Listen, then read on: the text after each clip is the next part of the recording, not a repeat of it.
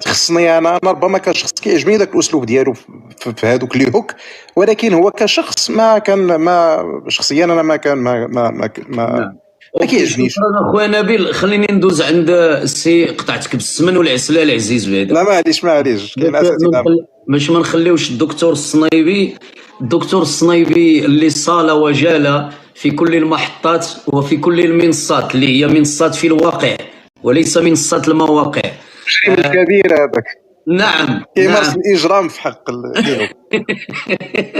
فما رأينا اليوم إلا ضباعا تتجرأ على أسود وتقول أنا من فعلت كذا وأنا من كان لي. أخويا تسمعني؟ نعم كنسمعك سي برنوس. الكونيكسيون عندي التليفون باقي فيه 2%. إلا كان ممكن نقول كلمة أخيرة واعتذر للإخوان كاملين. تفضل سي برنوس. وخاصة الدكتور أنا بغيت نقول كلمة أخيرة.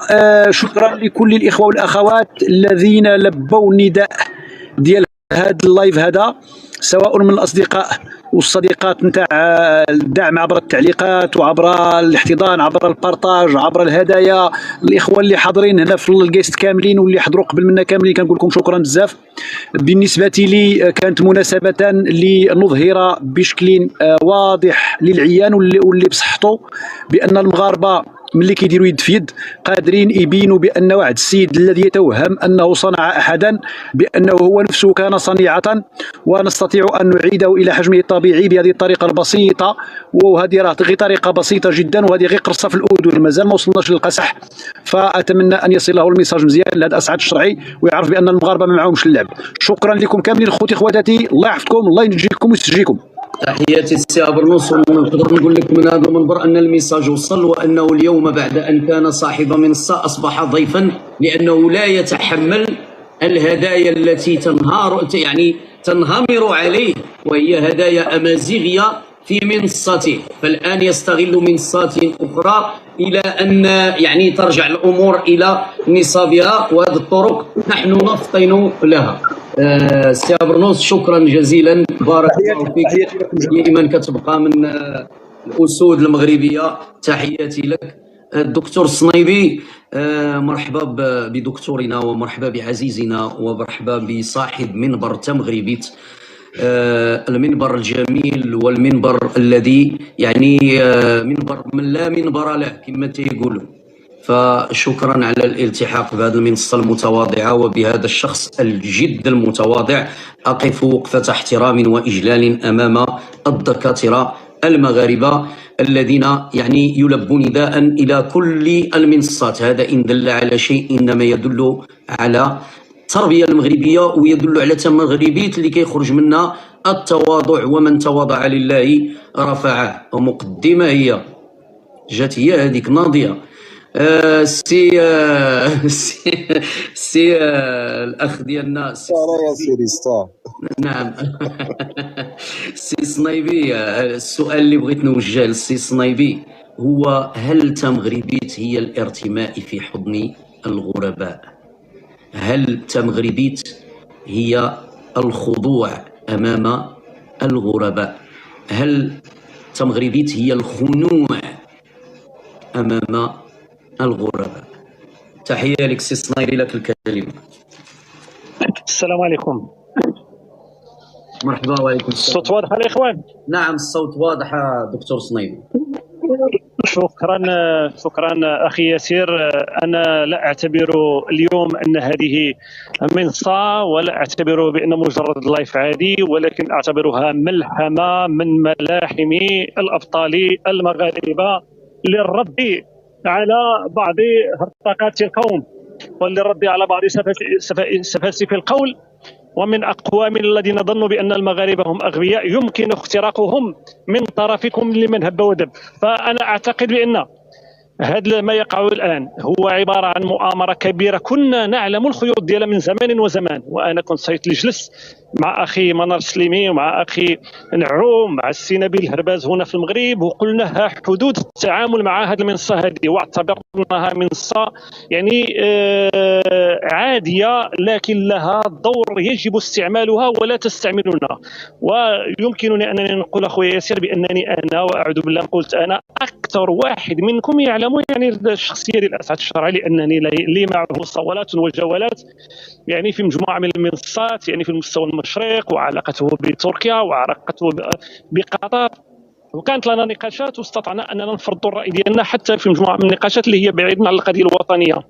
فحينما يعني فتحت هذه المنصه واننا يعني طلعنا في هذه المنصه ديال اسعد الشرعي، كانت الاعتبارات ذاتيه واخرى موضوعيه، وكيعرف استاذ نبيل الهرباز انه يعني وقع علينا الحصار في جميع المحطات القويه يعني اللي كنا كنمروا فيها بشكل يعني يومي او بشكل على الاقل بشكل اسبوعي، وهي المنصه ديال فرانس 24، المنصه ديال روسيا توداي، المنصه ديال دوتشي فيلي، سكاي نيوز، البي بي سي، يعني كلها كنا نمر فيها، والحمد لله كان دائما عشرات المرات اللي كانت مناظرات مع الجزائريين، وكان دائما مرور ناجح واستطعنا قسم ظهر الاطروحه الجزائريه قبل يعني ما نمروا بهذه المنصات هذه. لكن احنا قلنا في ظل هذا التصديق كانت هناك مشاورات مع الاخوان، وكانت حتى هناك مشاورات حتى مع الاخوه المغاربه من داخل اللايفات ديالي انا شخصيا، وطرحنا قلنا هل تقبلون بالمرور على منصه اسعد الشرعي؟ فقال لك ما دام ان هناك تضييق اعلامي فلا باس انك تمر بهذه المنصه هذه.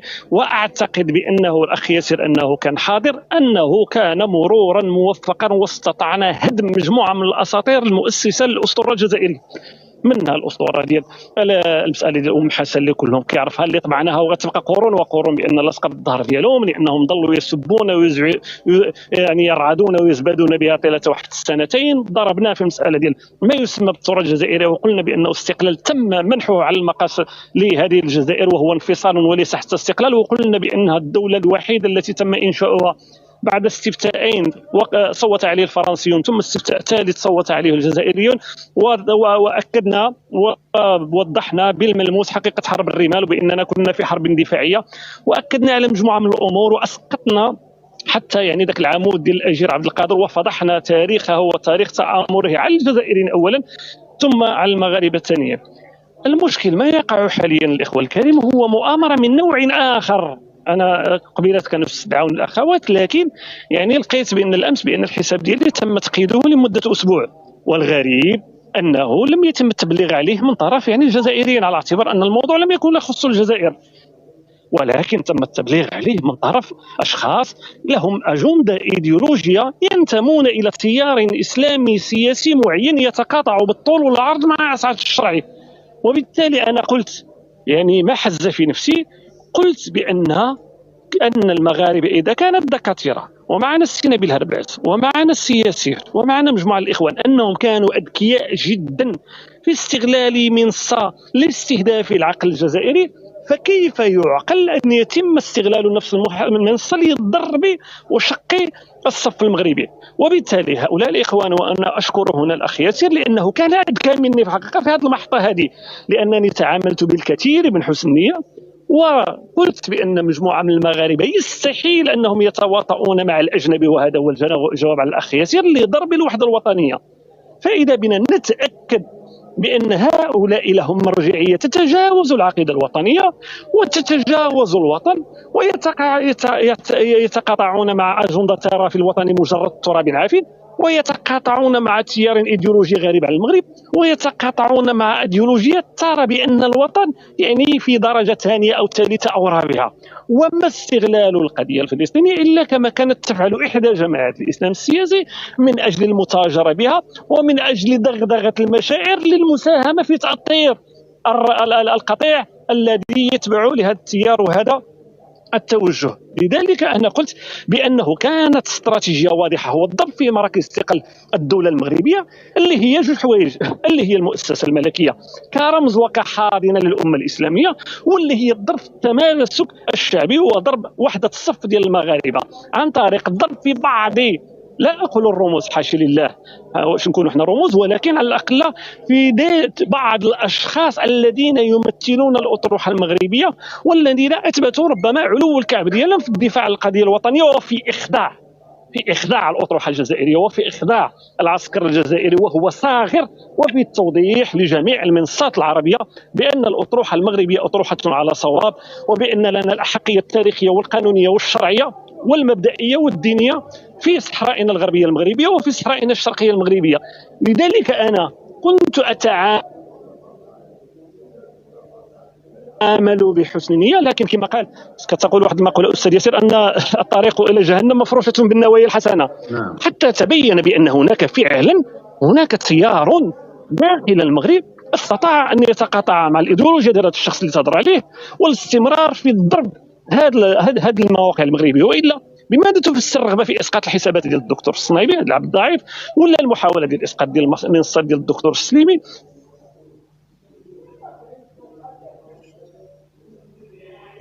شخص مثل ياسر، لأن هناك لعبة ما تحاكم من طرف تكفيسوا البارطاج لأن كاين السينيال على الدكتور الصنايبي. نعم، لأن قلت أنه كاين هناك يعني وهذا السينيال هذا يعني تحالفت القطط مع الفئران، قطط العسكر الجزائري وفئران الذين يعيشون بيننا من أجل خدمة أجندة لا علاقة لها بالطرح الوطني. وصدقوني أيها الإخوة، أقسم لكم بالله العلي العظيم أن هؤلاء يعشقون مثلا شخص مثل أردوغان أكثر من حبهم للملك محمد السادس. هذه حقيقة. شوف، أنا أفنيت يعني زهرة شبابي في دراسة التيار الإيديولوجي اللي هو التيار ديال الإخوان المسلمين، وأنا أعلم بأن لا علاقة لهم بكل ما هو وطني، ولا علاقة لهم بالأطروحة الوطنية، ولا علاقة لهم بشيء اسمه الوحدة الترابية، حتى أنه بيحاولون التبخيس ويستعملون التكتيكات خبيثة من قبل أننا كلنا مع الوحدة الوطنية، ولكن لنا بعض الملاحظات في طريقة تدبير هذا الملف أو ذاك الملف. كلنا مع القضية الوطنية، لكن القضية الفلسطينية كذا. شوف، أقسم لكم بالله لا تهمهم القضية الفلسطينية ولا تهمهم ما يقع في غزة، ويفرحون كلما قتل المئات والآلاف في غزة، لأن يطلع رأس مالهم وترتفع أسهمهم في البورصة ديال المتاجرة في الجثث والدماء والأشلاء من أجل استمرار هذا التنظيم المجرم. وإلا كيف تفسرون أنهم لا يفتحون ولا لا يبحث على ما يقع في غزة، لا يحللون ما يقع في فلسطين، لا يدرسون أبعاد القضية الفلسطينية، لا يكلفون نفسهم جهدا للتعريف بالقضية الفلسطينية، بل ويذهبون مباشرة إلى التهجم على المغرب وإلى التهام بالتصهيون.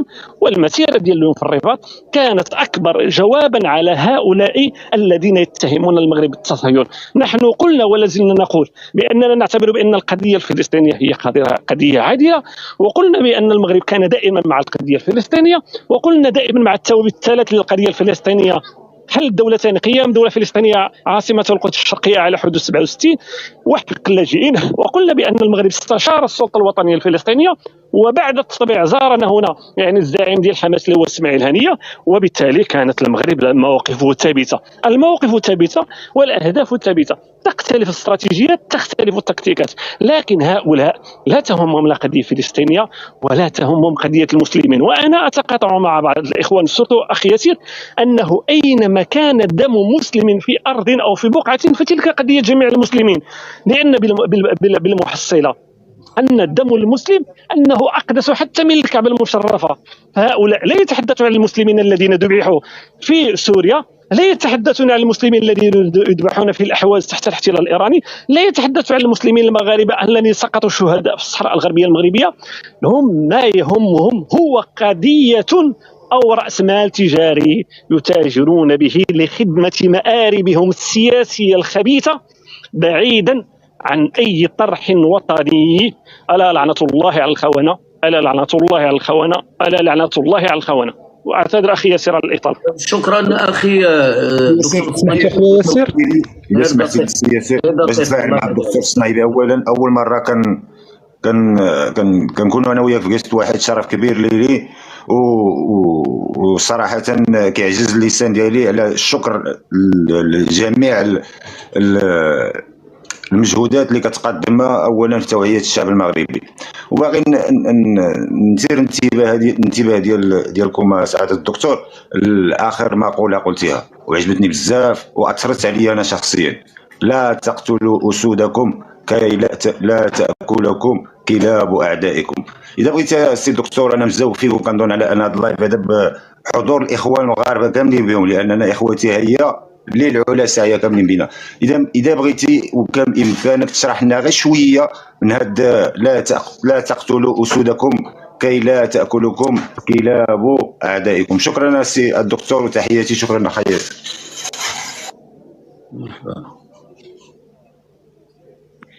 السلام عليكم، تحياتي اخي ياسر. الصوت مسموع؟ بلاتي غير يجاوب الدكتور الصنايبي ونرجع عندك. راه الدكتور الصنايبي واقيلا وجه له صاحب الجرائد سؤال على ما اظن. تفضل سيدي. لا يا اخي الكريم، هو السؤال هو الجواب كان في معرض الطرح لاننا طرحناه وقلنا بان من هم اسود هذا الوطن هم الذين ينبرون للدفاع يعني عن القضيه الوطنيه وفي المواجهه في خط التماس المباشر. اذا كان لا يوجد هناك خط تماس مباشر على المستوى العسكري فهناك خط مواجهه مباشر على المستوى الاعلامي وعلى المستوى الثقافي وعلى المستوى السياسي وعلى المستوى الايديولوجي.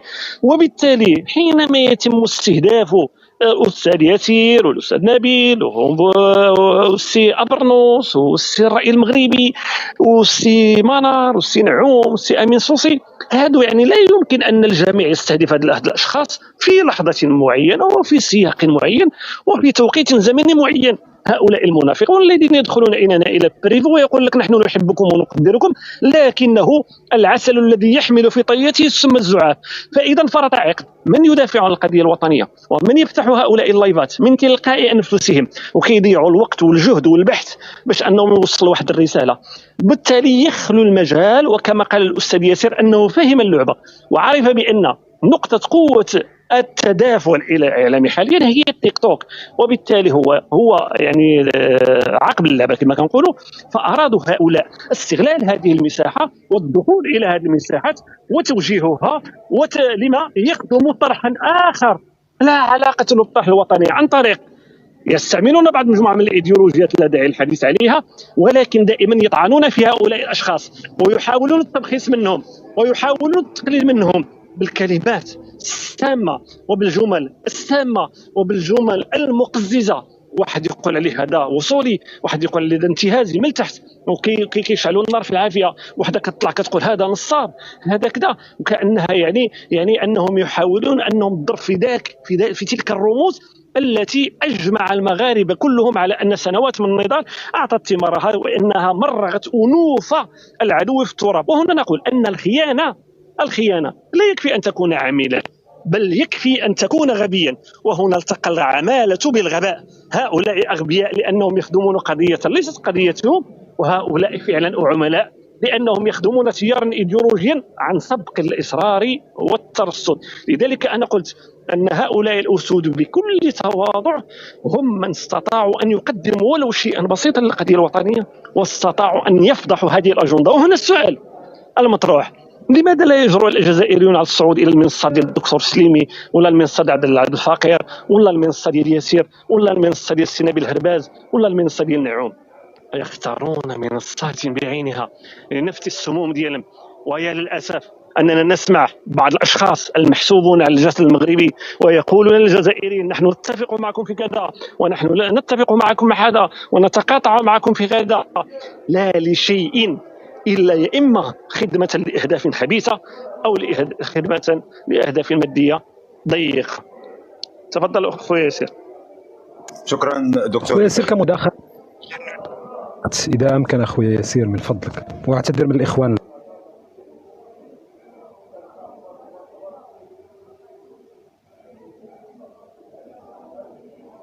افتح المايك أخوي ياسر، افتح المايك.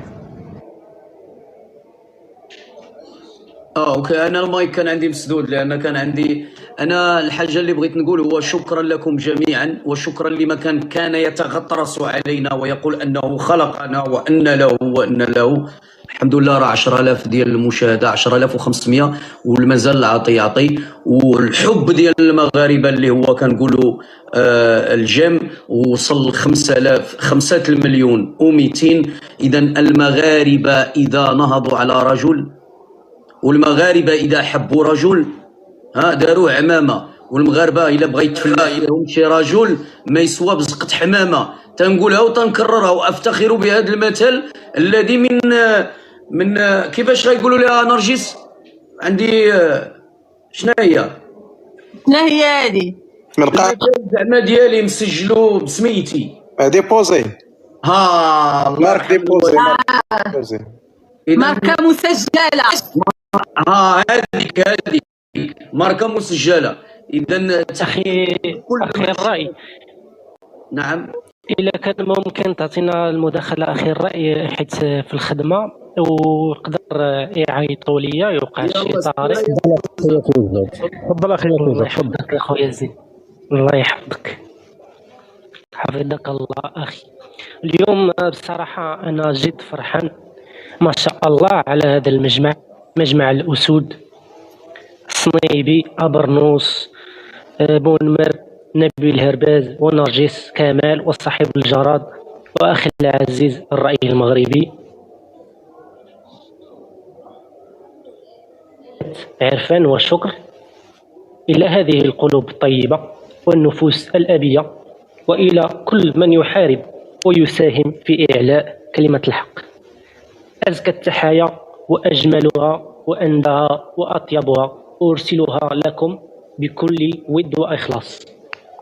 أما بخصوص الوجوه الجديدة أخي ياسر التي وعد بها أسعد متابعيه، وهو نفس خطاب الجزائر الجديدة التي ضحك بها تبون على درقون البصباعيين المبردعين الكراغيل أفاد أم حسن.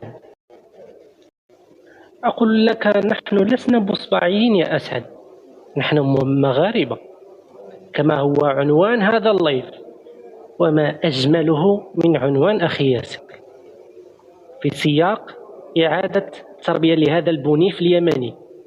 نتمنى ما نبقاوش نبروا، ما نبقاوش نكبروا البعرة ونشرحوا للبنادم. 50 سنة ونحن نبرر، سنوات والجزائريين كيطلعوا ويصرخون الصحراء غربية، لماذا الحسن الثاني قسمها مع موريتانيا؟ أين كنتم عندما كانت مستعمرة إسبانية؟ وحنا كنبروا وكنتعصروا وكنضيعوا الكونيكسيون باش نردوا عليهم. طلع لينا هذا الدفاع في صحتنا، دابا وقت الهجوم حنا مسالين قدنا، ما كاين ما يدار، غنخسروا عليكم غير بالرد ديال اتاي.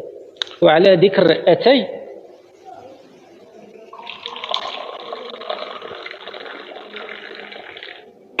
جميل، انا كنشرب غير اتاي السبع، مرضى اتاي السبع جميل. اللي بغى يحطنا في موقع ضعف حطنا في موقع ضعف باش يبان قوي علينا، نردوه عليه في وجهه، غنتنمروا عليه. انا كنقول هكا، نتنمروا عليه، نحقروا عليه، نحطموه نفسيا ونضربوه في اكثر ما كان يؤلمه وهو جيبه عبر السينيال والتبليغات، ونحيدوا المول ادسنس. والله لا دخلتي ريال. اللي يجي يقول لي الصحراء غربيه وانتم مستعمرين، ونجاوبوه خديناها بقوه السلاح، دخل يديها الى قديتي. واللي يجي يقول لي بلادك مطبعه، نجاوبوا نعم، التطبيع مغذي ولذيذ واحسن حاجه درناها. نختصر معاه داك الدقيقه، نهرس ليه الاطروحه ديالو، ما نبقاش نبرر ونعطيهم اسباب باش يطولوا النقاش لساعات ولايام واسابيع وشهور. نخرج عيني في بنادم. نحن مغاربه نفعل ما نريد وقت ما نريد، ما عنديش لاش نبرر. من انت؟ اللي ما عجبوش هذا الجواب راه كاين شيء اسمه الحائط. نقطة أخيرة، أنا متأكد أنك لاحظتها أخير ياسر، كاين اللي ما بغاناش نتزاحموا معهم ونفتحوا لايفات، بغاونا صافي نسدو نهبطوا الريدون ونمشيو بحالاتنا. بغاو يكونوا هما فقط أصحاب المنصات وهما اللي يديروا نقاشات. وهنا أدعو الجميع، أي واحد عنده موهبة في الرسم سواء بالقلم أو الرمل أو من يتقن تقنيات النحت أو النجارة أو الخياطة أو عنده شي صوت غنائي، أدعوكم جميعا. هذا هو الكونسيبت المغرب، ركزوا عليه. وما بعده الطوفان. فتحوا قنوات في اليوتيوب والتيك توك وفتحوا انتم اللايفات. انا نخدم لكم اللوغو واسم الصفحه ونعطيكم البرنامج اللي كنخدم به والطريقه كيفاش ديروا المباشر من التيك توك والى الفيسبوك واليوتيوب معا. الا ما بغاوش الزحام حنا غنديروا نوريو ليهم الزحام كي داير. وعندي طليبه واحده من الاخت نرجس، هي دير لينا داك الحركه التي ارعبت الملايين. بلاتي خاصها تفتح الكاميرا وتقول لنا بالصوت والصوره. بلاتي وبغينا شوف، بغينا حتى المقدمه بغينا حتى المقدمه ديال كوكو كريغلاتي هذيك حتى هي تمشي معاها ديريكت زعما اهداء الى 11700 مشاهد من هذا المنبر ديال المغاربه وديال شعار كلنا مغاربه. انا يا خوت والله الا عرفتي اختاريتو الوقيته اللي تحطوني، اختاريتو باش الوقت المناسب اللي تحطوني. انا ما كنبغيش نبكي صراحه. باش دخلت اول مره اليوتيوب غنقولها الفضل كيرجع لنبيل هرباز وكيرجع لبزاف ديال الخوت، انس تيوب، حاتم المرابط، كاع الدراري ولاد البلاد اللي بارطاجاو لاباج ديالي يوتيوب كاملين. ما كان لا حسد لا حقد لا بغض، بالعكس. جيت لهنا لتيك توك بنفس ديك النفسيه ديال انني غنلقى الخوت كاملين يد وحده. فمع الوقت بقى كنعقل، كان قالها لي ياسر، قال لي دابا تجي فيك الدقه وتفهمي. ما فهمتش انا شنو قال لي في ديك الوقيته، لكن مع الوقت بديت كنحس براسي كنتهرس، وليت كنحاول نتفادى ما امكن انني نفتح لايف. فكرت مرارا انني نمشي، لان وليت كنلقى تيك توك ما لقيتش بلاصتي. ما كنحملش نشوف ولاد بلادي وبنات بلادي مدابزين. فاليوم ملي كنشوفكم كاملين هنا مجموعين، والله العظيم داكشي اللي كنت كنتمنى من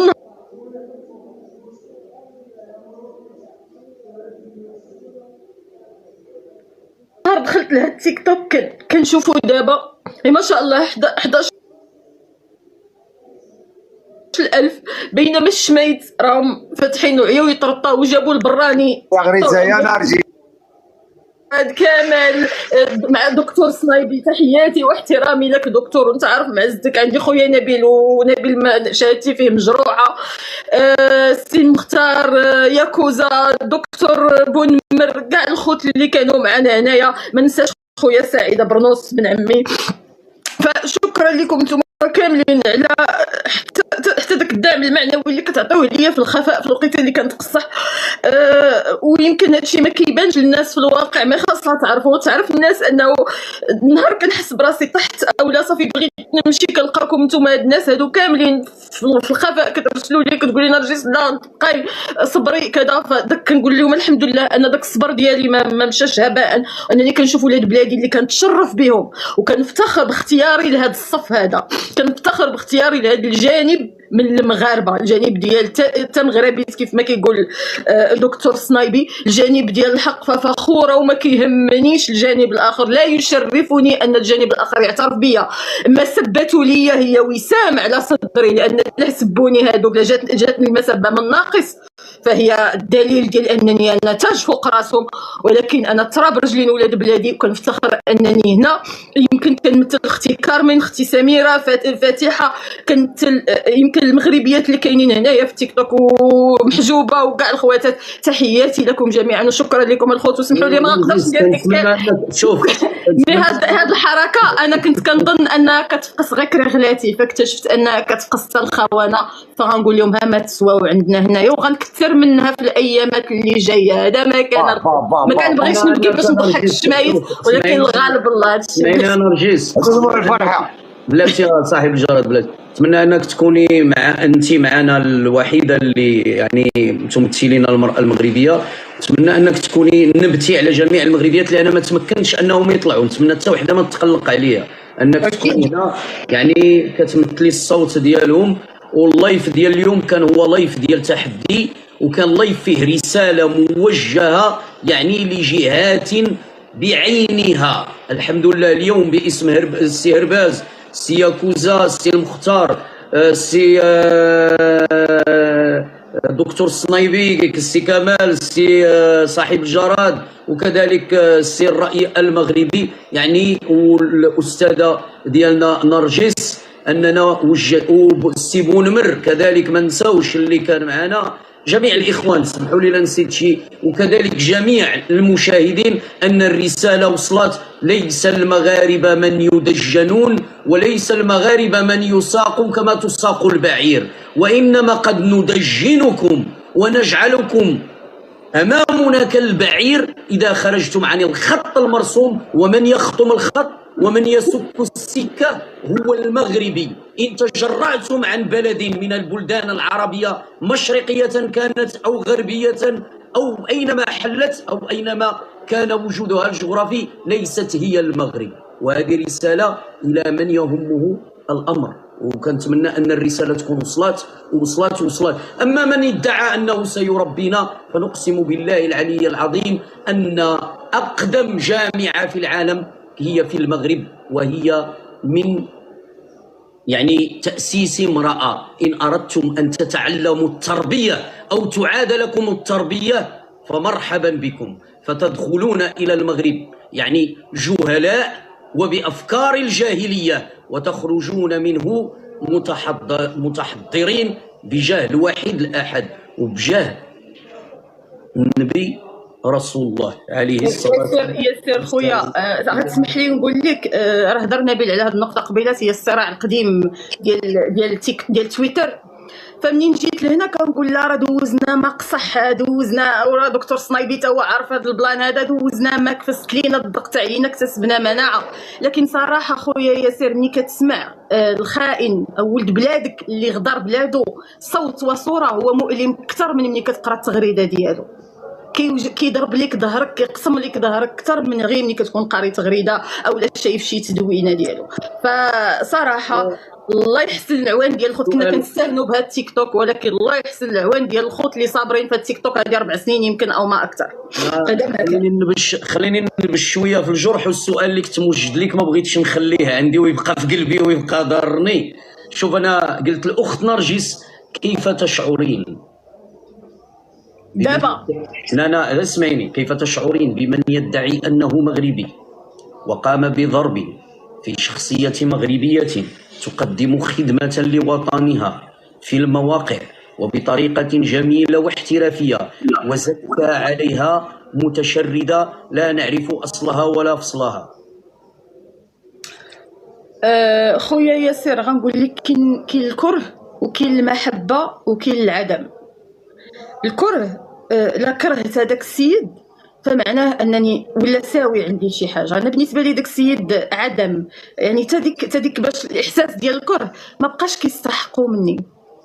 ف ما ساوي. نقول لك شي عرفتي الكروسه ديال، انا نقلب هذا بضحك، شي كروسه ديال البطاطا اللي كتكون في الزنقه، كتكون فيها بعض المرات شي بطاطا فيها واحد المسمار كحل خامجه قولي خامج. هذاك والله حتى عنده الاهميه بالنسبه لي من هذاك السيد اللي طاول علينا حنا كاملين. هذا ما كان.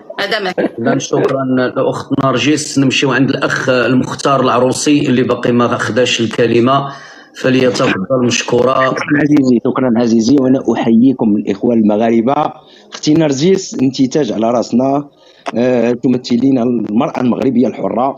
واصلي ولا تكترثي، لان عالم التيك توك ليس هو عالم اليوتيوب، ليس، وخصوصا لما تظهرين بوجه مكشوف وتتفاعلين سبونتانيمون. فهذيك ملي كيكون عندك لايف في التيك توك وكديري سبونتانيتي في اللايف، ارتجاليه، كدير ارتجاليه صعيبه بزاف. واصله اختي، غادي تاكلي مازال العصا، واحد النقطه اللي بغيت نشير لها الاخ ياسر، تكلمت على واكلين العصا من عند كراغله ومستحملين دقهم ما يزيدوناش حتى ولاد بلادنا. راه والله العظيم تولى عندنا الجلد ديال الكروكوديل. انتما اكثر ان شاء الله شتي هذه المنصه هذه غادي تولي منصه ديال المغاربه، لانهم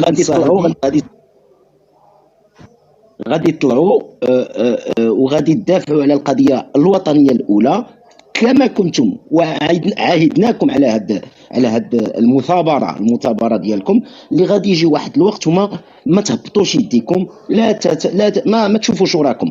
الرجاء الموضوع ديالنا الثاني، انه انا اليوم شفت واحد يوتيوب ديال اسعد الشرعي، لانه كان يدس السم في العسل لما تكلم بان كانت هناك مظاهره مليونيه في شوارع الرباط وفي كثير من المدن المغربيه وخصوصا في الرباط. اش بغى يعطي باش تعرفوا بانه خبيث وخبيث جدا. ها انتم شوفوا الشعب المغربي انه ضد التطبيع، كانه يضرب في المؤسسات ديال الدوله.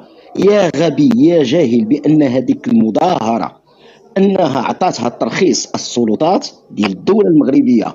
يا غبي يا جاهل، هناك كانت جمعيه المجتمع المدني التي بتأطير المواطنين المغاربه راه ما خرجوش، خرجوا بالابواق بمكبرات الصوت، خرجوا باعلام، خرجوا بدي بونكارت هذوك اللي كاينين فيهم الشعارات نحن ضد التطبيع. لما الدوله المغربيه ما عارفاش هذا الشيء، راه عارفه ورخصت لهم المظاهره، راه ماشي خرجوا بين لنا في هذاك اليوتيوب ديال بان راه بحال الشعب المغربي خرج عن طواعيه، فعلا خرج عن طواعيه لكنه بتأطير من مؤسسات الدوله.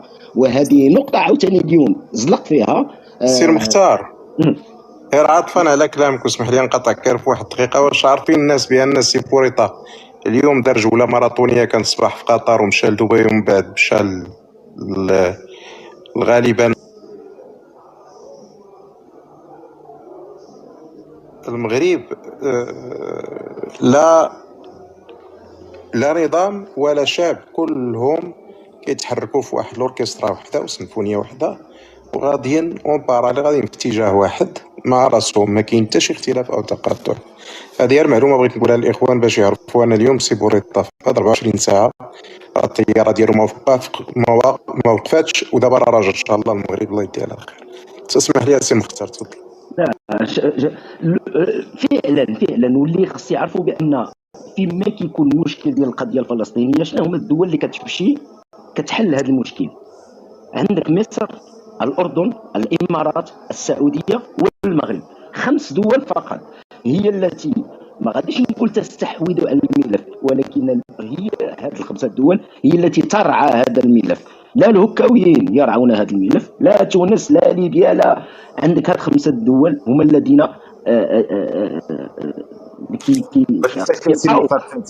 التأثير القطري تاهو.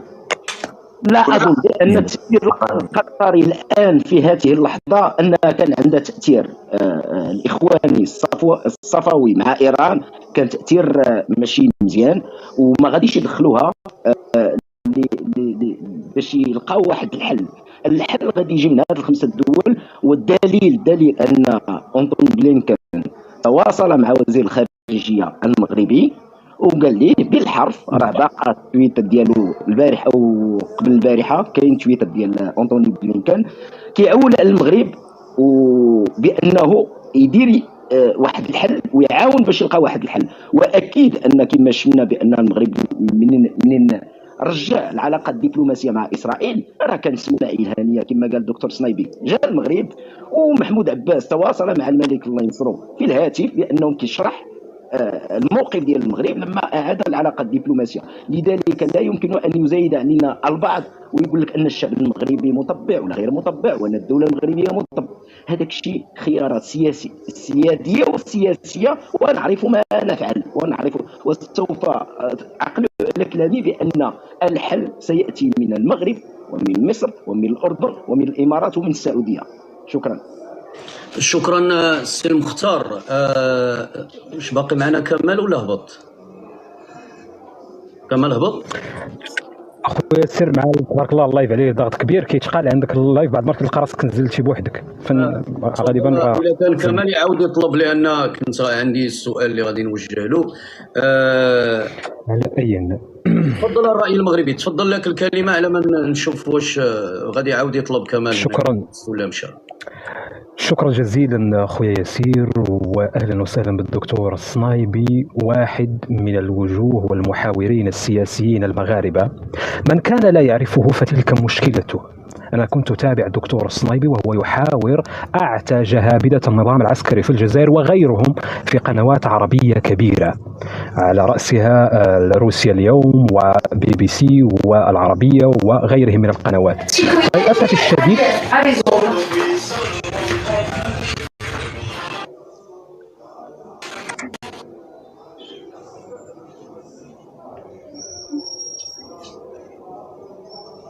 واش الرأي المغربي عاوتاني طار ولا شنو؟ هادشي ما عرفناش. هادشي الاخوان ما تطيحوش لينا التكبيس الله يرضي عليكم. فعلا تكبس، لانه ملي كيكون دابا الراي المغربي ولا الدكتور السنايبي كيولي السينيال وغادي يطيح. دونك يكون بخير كبسوا. انا راه اليوم بغيت نوجه واحد الكلمه لنرجس اللي كل الدعم ديالنا من طبيعه الحال، كدير حتى تبارك الله عليها واحد المجهود كبير. نتمنى على الاخوان حتى اللي داخلين هنايا يدعموها، لان كتعرض لواحد الهجومات. انا لحد الساعه والله العظيم ياسر مازال ما كنفهمش ديك الحساسيه اللي كتكون الا كانت هاد المنصه خص الاخرى نطفيوها ولا خصنا نهاجموا. حنا كلنا صاحبي في اتجاه واحد وكلنا كنخدموا مصلحه وحده. خليو داك التنوع يبقى، كل واحد يدير المنصه ديالو ويدافع على بلادو بطريقته، عندهم طبيعه الحال المتابعين ديالو. علاش غادي نبقاو نضربوا خوتنا خوتنا المغاربه ونحسدوهم؟ لا، القضيه مازال والله العظيم مازال ما كنفهمهاش هاد المساله بالضبط. ان واحد مغربي انت معاك في نفس الخندق وكيضربك بالحجر، هذه ما انا كنقلب على المستفيد ما كنلقاهش. وتحيه لسي سنايبي من طبيعه الحال، كيشرفني من طبيعه الحال. حتى انا اول مره كنطلع معاه في منصه، فهذا شرف كبير ليا نكون مع السي عبد الحق في منصه وحده. تحياتي. باقي نخليو السي الرأي المغربي يكمل الكلمه ديالو.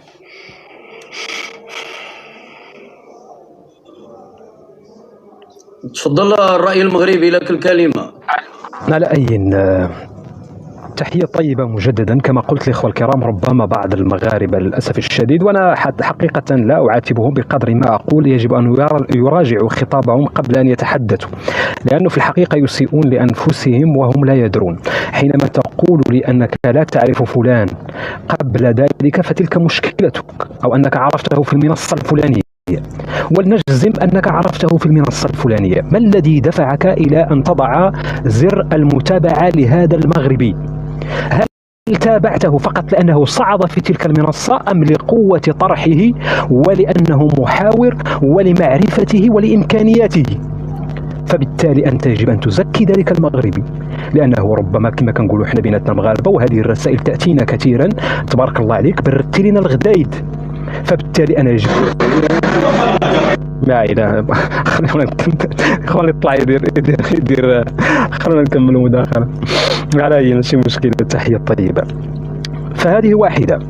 نقطة أخرى الإخوة الكرام، أنا حقيقة لا أحبذ خطاب أني أتعرض لهجوم أو أتعرض للسينيال أو أن مغاربة يهاجمونني أو كذا، لأني أعلم أن من حمل سيفه، والسيف في هذه المعركة هو لسانك وقدرتك وإمكانياتك، فيجب أن يتحمل الضربات وأن يتجاوز الصعاب، لأن الطريق غير مفروشة بالورود. الطريق لن تكون مفروشة بالورود. ستجد من المغاربة من يغبطك على أن الناس تحبك، وستجد من المغاربة من يغبطك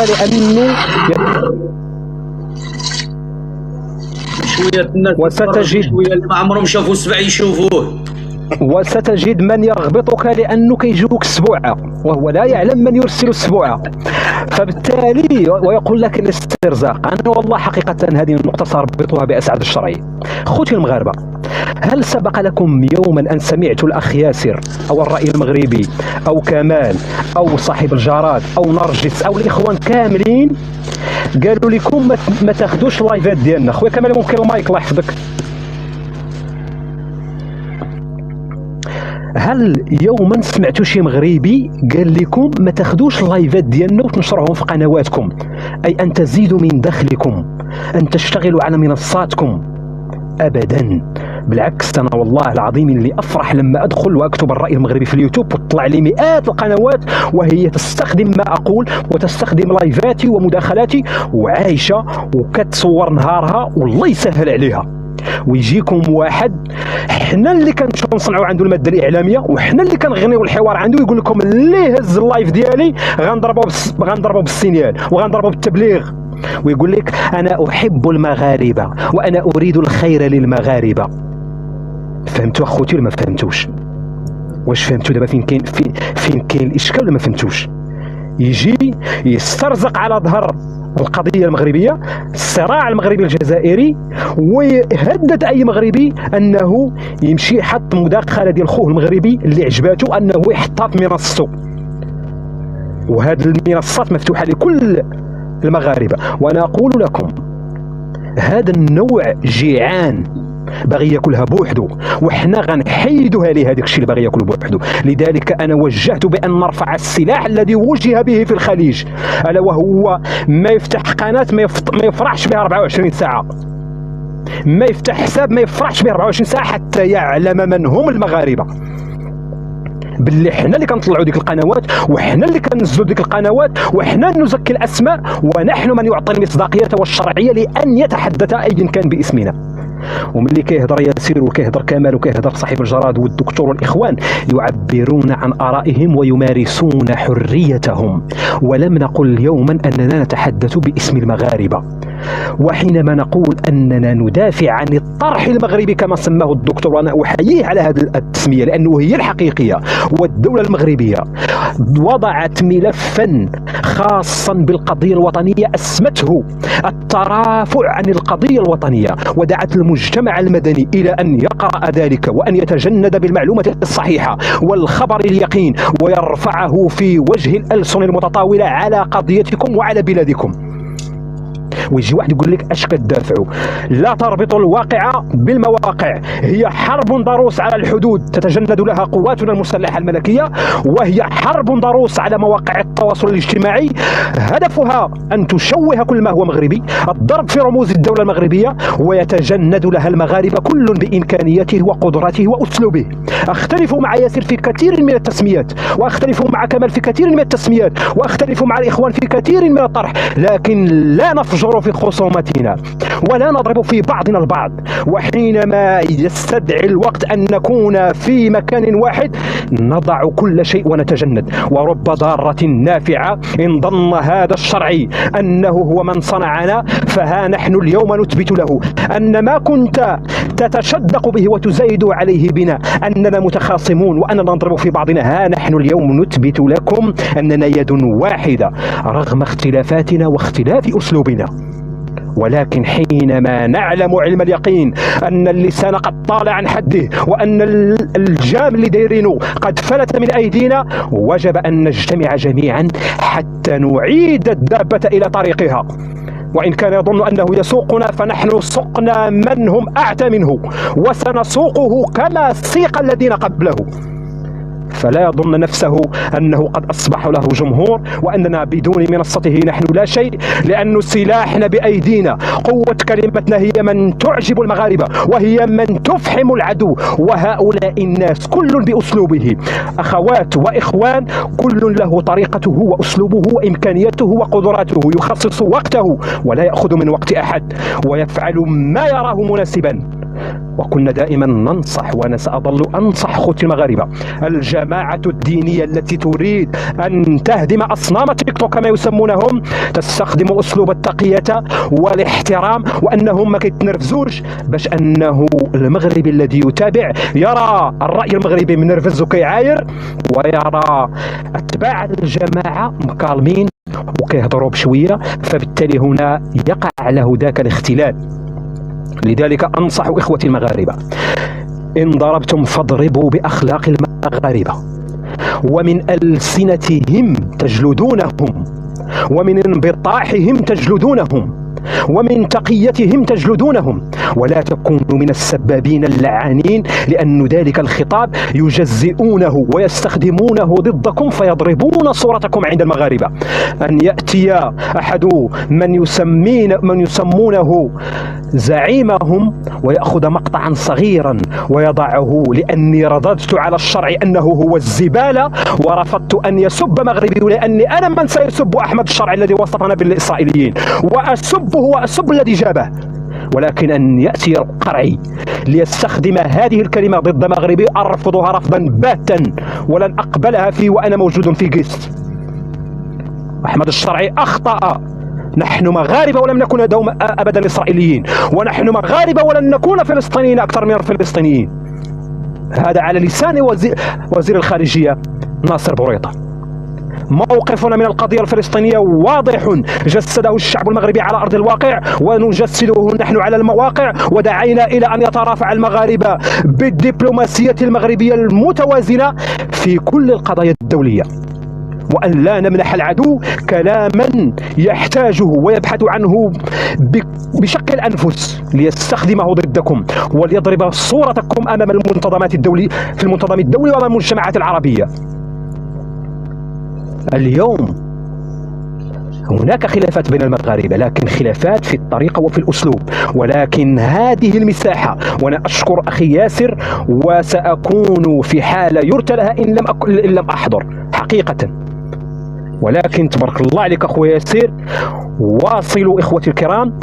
وأعتقد أنه الذي يعطينا نحن المصداقية هي تلاحم المغاربة المتواجدين الآن في هذه المساحة معنا. لذلك أنا كنت دائما أعطي المغاربة الحق في أن يكونوا هم القاضي وهم الحكم وهم من يختارون المنصة التي يتواجدون فيها، وهم المنصة التي يزكونها التي يرون فيها الطرح السليم.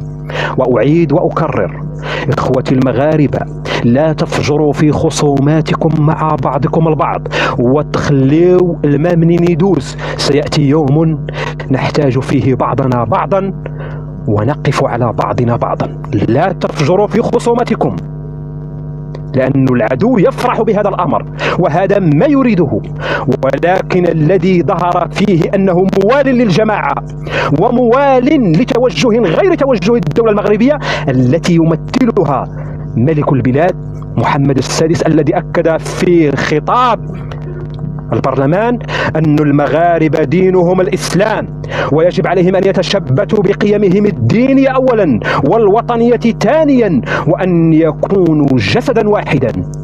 فهذا ما نحتاجه، وأي خروج عن هذا الصف فوالله إنه يمارس عليكم خطاب التقية ويستخدمون بعض الحق ليفعلوا به الباطل كما يفعل الشرعي. يأتيكم بخطاب ديني يقول لكم أن القضية عقائدية وهذا كلام حق، ولكن هو يريد به الباطل، فذاك الباطل هو الذي هاجمناه على قبل من أجله وسنهاجمه وسنحرض المغاربة عليه. إن كان يصف انتقادنا بالتحريض فهو كذلك، نضرب منصاته ونقطع لسانه وقادرون على ذلك. لا ندغدغ لكم المشاعر بقدر ما نضع النقاط على الحروف. والإخوان الذين كانوا يهاجموننا وكانوا يصفوننا بصفات، أنا من موقفي سامحهم الله ومسامح وأنا متجاوز، وكما أدعو إخوتي المغاربة الحاضرين إلى أن يتجاوزوا كل ذلك. والآن أعتقد أن الهدف واحد والمسار واضح، كل يباري بسلاحه وأسلوبه وطريقته، فتجندوا رحمكم الله. لكم أرضكم ولكم قضاياكم ولكم بلدكم ولكم ممثلكم ولكم رأي للدولة المغربية في القضايا الدولية، ذلك رأينا ونحن معه، ولن ننتظر من براني يقول لنا شنو نديروا ولا علاش ما درتوش ولا سيروا هاجموا هذا المغربي راه غلط ولا هاجموا هذا يغلط المغربي. حنا اللي غنردوا عليه، يخرج مغربي على الطريق حنا نردوا عليه، ما نتسناوكش انت تورينا شنو نديروا وما تقبلوهاش من شي واحد يوريكم شنو ديروا. فحتى لا أطيل إخوتي الكرام، كل التحية والتقدير لكم، والضرب جاي ولكن خصكم تقاوموا لأن الطريق ما مفروشاش بالورود، وتوقفوا عن خطاب أننا نهاجم لأننا في الصفوف الأمامية للمعركة. هي معركة إعلامية أخوتي، أؤكد معركة إعلامية تجند لها البرلمانيون والصحفيون وغيرها من دولة هوكستان، وإحنا مازال كنقولوا كنبيعوا الوطنية، ما كنبيعوش الوطنية. كيجي واحد كيسبك ويسب بلادك ويسب المغاربه ويسب انت مغربيت وانت كتفقص، وملي يطلع مغربي يرد عليه تجي تقول ليه كيبيع لك الوطنيه.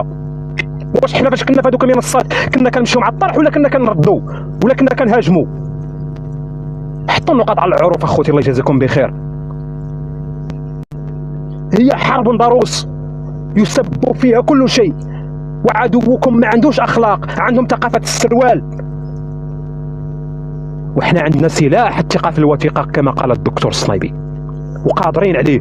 وأنصح أخوتي المغاربة قراو أخوتي، قراو والله العظيم إنه لسلاح فتاك. قراو أخوتي. تحية طيبة والسلام عليكم ورحمة الله. شكرا.